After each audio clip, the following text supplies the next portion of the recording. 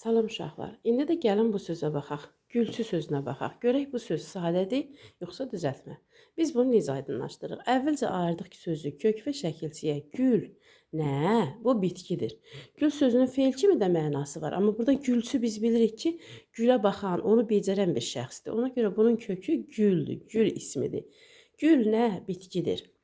Çü şəkilçidir.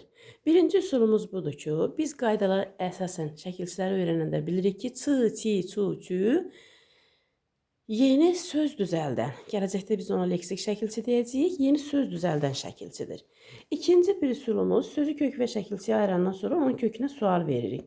Gül nə? İsimdir, bitkidir. İndi sözün özünə sual veririk. Gülçü kim? İsimdir, insandır.